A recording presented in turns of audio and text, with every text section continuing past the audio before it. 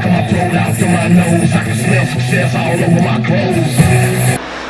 Alright, so we're gonna quick little intro here. We just launched a local ad magazine featuring presidential quotes. We're trying to do that quarterly with different theme quotes. Also, we're trying to spotlight local businesses, and I'm here with Clint, the owner of Taboo Brothers, which I consider a friend and a successful business member in the community. I'm just going to do a quick interview with him. Clint, how long have you had Taboo Brothers here? We officially opened up March 11, 2009. Had the business about 6 months before that, just making the building, putting it together. Gotcha. Redoing everything, repainting, adding plumbing, stuff like that. So we've been there right at 10 years.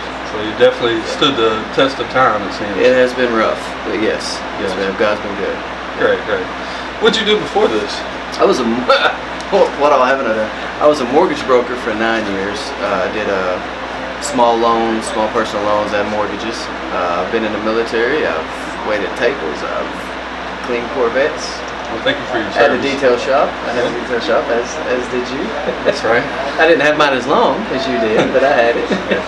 Well, either way, we got the entrepreneurial spirit is full intact. So. Absolutely, yes. Well, we want to start our interview off here with a favorite quote. So something you live by, a quote that has guided you through success. Well, first I'll give you the quote, and it would be, "I can be nothing unless I'm an example first." I like it. Can be nothing unless I'm an example first. And I don't have an author because I made that up, so it would be Clint. Hey, y'all got it there, quote Clint.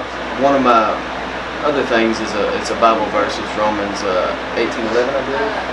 18:11. It's something that we talk about later. All right, well, y'all can look up the quote there. Read Romans. Bible's good. There you go. One thing I wanted to ask you is, do you tattoo? I do not. You do not? I have done, I believe, 3 tattoos my whole life. You've done 3? Yes. I don't tattoo. I don't pierce. I just love business. Great. Okay. Well, do you consider that an advantage or a disadvantage? It depends on who you talk to. Okay. Most tattoo artists, I don't want to be disrespectful, most inexperienced tattoo artists don't like it. They think it's disrespectful. They think I shouldn't be in the business if I'm not doing it. Once they get in the business long enough to realize that tattooing and owning a tattoo shop is 2 completely different things. Right. Most tattoo shops that the owner tattoos, they don't make it very long because they just don't know business. Yeah. And with me being just the business instead of tattooing, if I owned the shop and I tattooed, I would be picking each tattoo I wanted to do. And I would be taking money away from the tattoo artist. So I get to provide the job and provide them more money to make. So I could make more money if I tattoo. But I'm not in this for just me. I want everybody to succeed. I like it. I mean, from a business standpoint, I could see where it would be an advantage. From a tattoo artistic, I can see a slight disadvantage there. So I see both sides of it. What made you decide to open up a shop?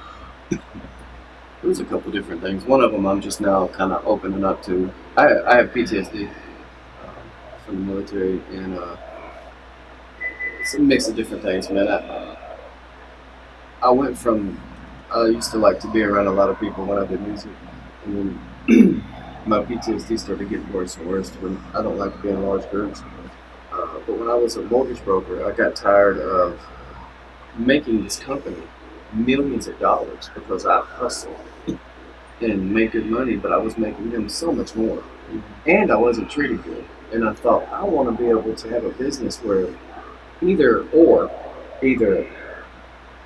the employees are paid awesome, or they're paid awesome and treated good. But everybody deserves at least one of those.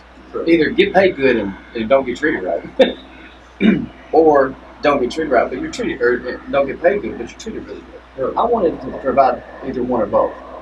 And I was looking, and the tattoo industry was one of the top growing industries for like 3 years in a row. So I jumped in. I can appreciate it. What sets you apart from the other tattoo shops in the area? It might do the same thing you just stated. The main thing that sets us apart is when somebody walks in the front, they're treated like family.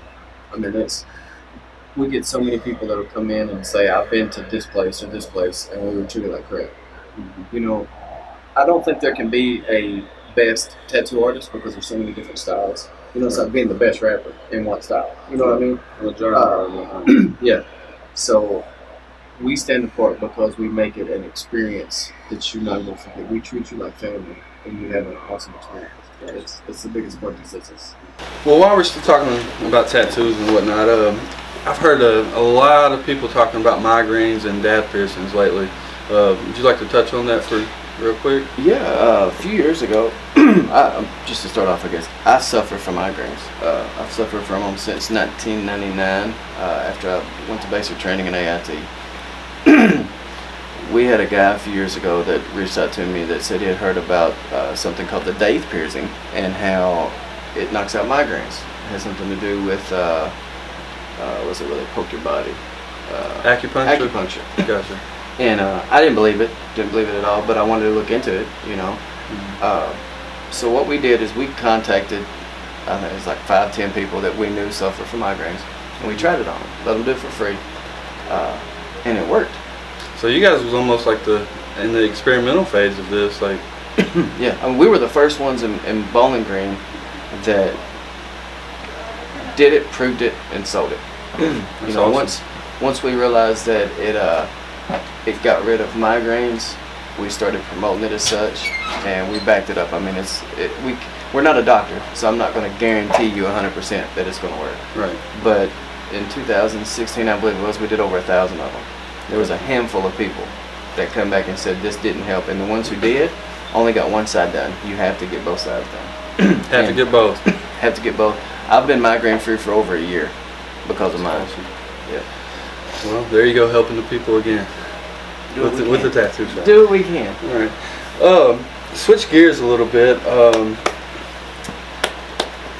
What would you give advice to a young person that was starting out in this field? As an artist or as a business owner?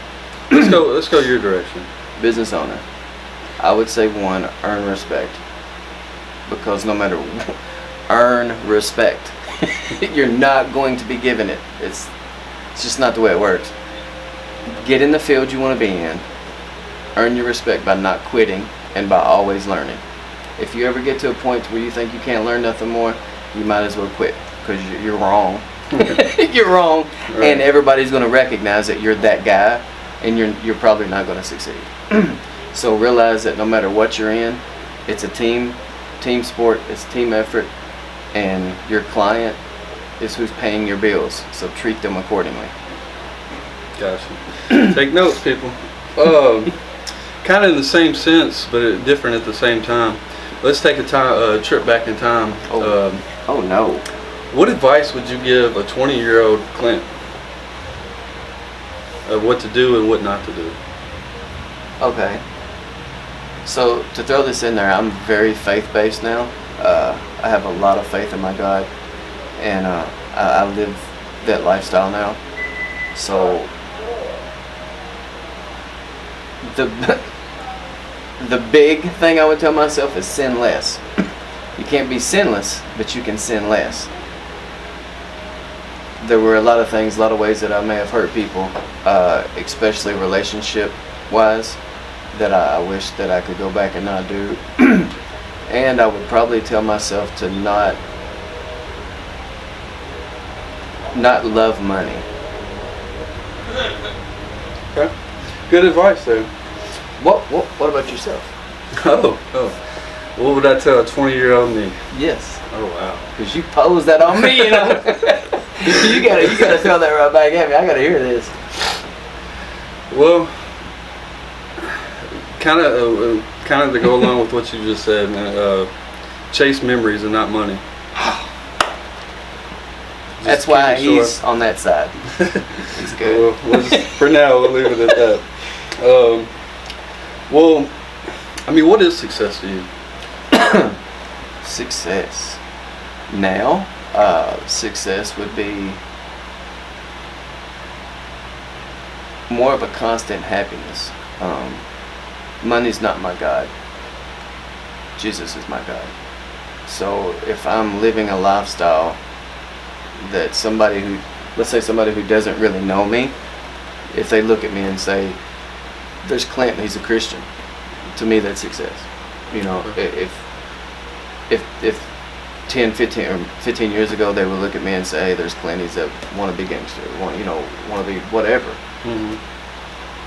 To me now, that's not success. Even if I was that wannabe whatever who had $2 million, we know that there's not happiness in that, man. Right. It's not there. True. Kind of along the same lines, what would you consider your life's purpose to be? Did you do these on purpose? I did. Now, it would be to change my community for the better. Absolutely for the better. I would say if you're educated on the Bible, you'll understand this. I want to earn as many crowns as I can to hand back to my Jesus. It's honestly what I want, man. I know that I used to. We've known each other for a long time, and you know that we've both hustled very hard. And I think we both want to do the best at everything we did. I wanted to be the best mortgage broker, the best brother, the best everything. Right. And one day it was like God just throat chopped me, and He was like, dude, just be the best Christian. And if you can be the best Christian, you're going to be the best everything. Yeah, anything you do. Yeah. Do you have any mentors or life coaches that's kind of helped you get where you are today? I do. I'm a I'm not going to give any secrets away here. I'm a Freemason, and there's a couple of guys in that have really took me under their wing and have showed me how to mature and think a lot more about the long run. Because in the lifestyle that we were in, it was that day. What can I get done today? It wasn't what can I start now to accomplish in 10 years. And they've really helped with that. And whether you like it or not, man, I admire a lot of the stuff that you've done. I respect that and I appreciate that.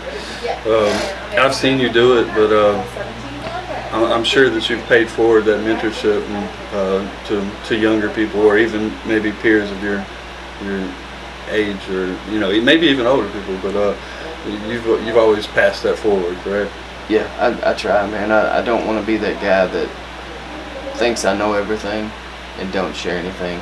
Because on one aspect, we got to remember that God gave us 2 ears and 1 mouth for a reason, so we can listen twice as much as we talk. Right. But you've got to talk some.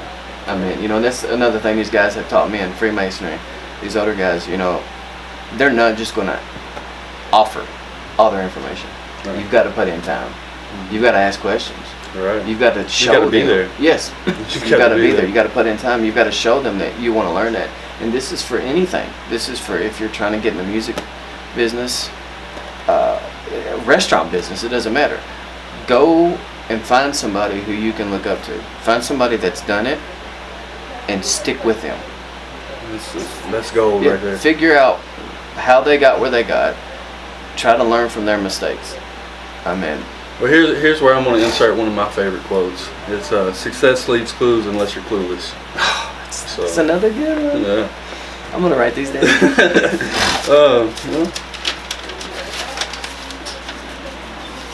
All right. This one's going to be interesting. Pause. For we know that all things happen for good to those who love God and are called according to His word. There he goes. He remembered it. No phone. It just came out of nowhere. It doesn't say that everything happens and it's good. It says all things happen for good. So somebody may have cancer. That's not good. But God can use that for good, for you to be a witness to the person who has it. Gotcha. Strong. Do you have any unusual habits or anything that you love doing that most people would consider a strange habit? Oh, who else is going to see this? I like to read because what we were just talking about, placing yourself around successful people, we can't always do that on a daily basis, or maybe you're not in the same city, but you can get a book. Right. You can take that trip. reading rainbow type stuff. Right. You can do that. I mean, in some instances, people spent their whole life and put what they learned into a book for the next person to learn. Yeah. So I mean, we're at a time in life, guys, that everything's right here. Yep. You can learn any language. You can look at 37 different styles of Bibles. You can go to college. Right there. Right here. That's right. So if you're not intelligent, it's your fault. But I mean, to kind of go off of that, like, it can be used for positive as well as negative, though, and Absolutely. I feel like people are using it for way more negative than positive now. So instead of scrolling through social media, go download Audible, read a book, something, something that's going to help you. One of my favorite authors is Dr. Chuck Missler. He's super intelligent, and if you read one of his books, you've probably got to read it 4 or 5 times. But you will be smarter when you're done. You'll be smarter. Well, man, that leads me right into the next question real quick. Is do I like you to read? shoot guns too. Yeah, he likes to shoot guns and read books. But Hand you in said you hand. like to read. You said you gave an author. Is there a book that you would that you gift often, or that you would recommend people to go grab? First and foremost, the Holy Bible, King James Version. Gotcha. We can read as many books about the Bible as we want, but you need to read the Bible.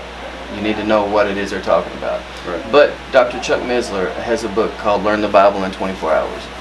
And it breaks it down into 24 chapters. And if you could do the videos on YouTube, they're 1 hour long, each one of them. Gotcha. It gives you a brief scenario of each one of it, so that after those 24, you've got a good idea of what the Bible is. But man, I'm telling you, you can read as many books as you want, dude. But if you have a constant study of the Word of God, it's going to give you answers to what we live in life. It's like taking all the how-to books and putting them together. Yeah. Between Proverbs and Romans and Galatians. I mean, it gives you an idea of how we should be living. And regardless of whether you're religious or not, the worst thing that can happen to you by reading that book is you become a better person. Can't argue with that. What's your favorite book, Mr. Jordan? Well, there's a few good ones that I've been reading a lot lately. I don't know if which direction you want to go, but one I definitely recommend is Celestine Prophecy. It was recommended to me by Alexander King. Some of you may know him, some may not, but Celestine Prophecy is a really good one to go pick up. What's it about? You just have to read it, man. Okay. We don't have time. I will. Yeah. No, but seriously. And then, if you want to talk about business and stuff like that, I highly recommend the 4-Hour Work Week by Tim Ferriss. That is a good book. Yeah. I tried the 48 Laws of Power. Yeah. And made it about halfway through it, and it just wasn't. Yeah, I honestly never read that one. I'll let you have mine. I don't. It's not worth it, guys. 48 Laws of Power. It's not. Yeah. That's I learned how to go to sleep quicker with that 4-hour work week. There's a lot of good information in those books. It is. I vouch for that too. Yes. When you feel overwhelmed or stressed, what's something you do to get refocused? There's a couple things. My first resort is getting alone and praying. It helps me breathe. It helps me look at everything from a different point of view. But I am blessed with 2 little 7-year-old kids. So just spending a couple minutes with them, it can make all the other stuff just kind of puts it all into just perspective. kind of fade away. Yeah. And if you don't think that way about your kids, then I would recommend spending some time with them. Can't argue with that. Well, man, this wasn't really one of my questions, but you say you pray. Do you meditate? Have you? I have. Yeah. I have. So pretty much just substituted for prayer now, or? Yeah, I mean, I pray a lot. I pray when I'm driving. I have road rage, so it helps me to pray or listen to gospel music or something, Right. preaching. But I mean, praying doesn't just have to be on your face on the ground. I mean, you can pray anywhere. You can talk to God anywhere. I try to act like Jesus is in the car with me, like I'm hanging out with him or he's there with me. That way I try to act better. Gotcha. I didn't used to be so nice when I was younger, and it helps me to have that responsibility. Gotcha. Well, in the last few years, what's something that you've learned to say no to that's helped you in a positive, productive manner? That's a good one. So I'm gonna go really deep on this one, Jordan. Okay. I used to be addicted to prescription pain medicine. Okay. And it started out as I was actually getting them prescribed to me. And I didn't realize I was addicted until it was too late. Not everybody that you look at are you going to be able to know that they're addicted. And not everybody that's addicted just wants to be a junkie. So if you run across somebody who has an addiction, try to help them. Don't just look at them as worthless or useless. I mean, I succeeded in a lot of things at the same time that I was addicted. But I've been clean for several years. Congratulations on that.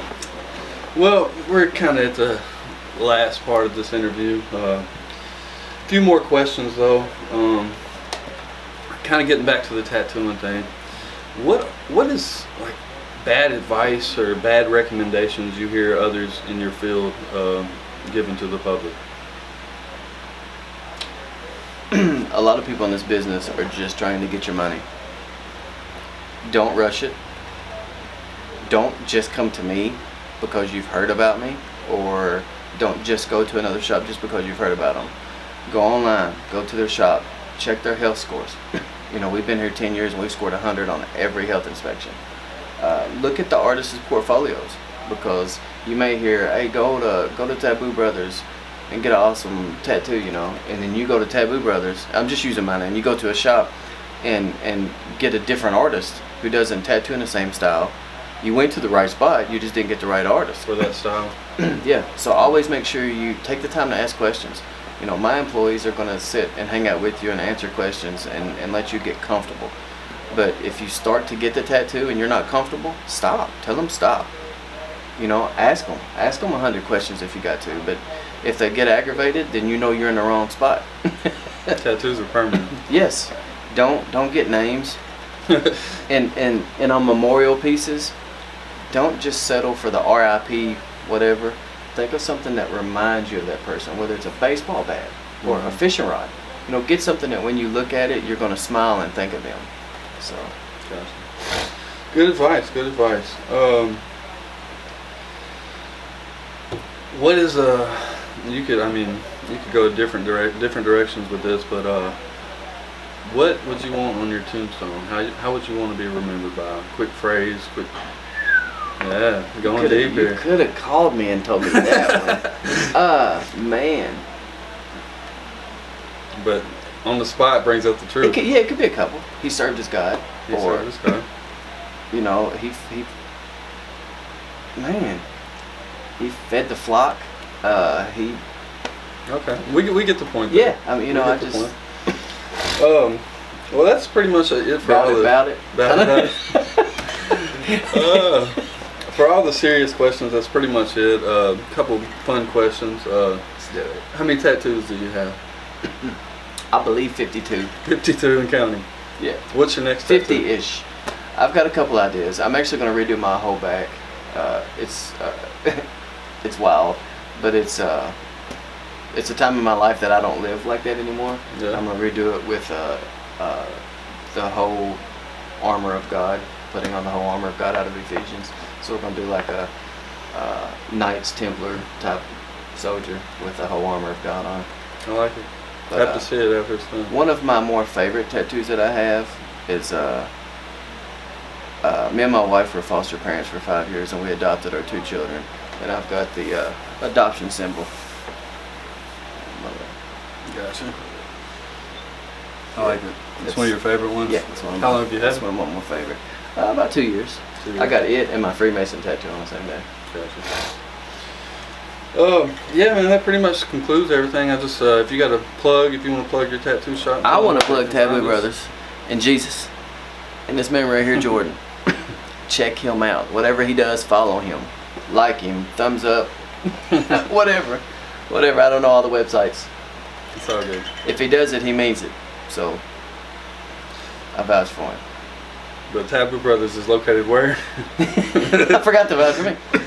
Taboo Brothers Tattoos. We're at 212 Old Morgantown Road, Bowling Green, Kentucky 42101. The phone number is 270-793-TATTOO. That's 270-793-8282. We're right across the street from the registry, right on campus.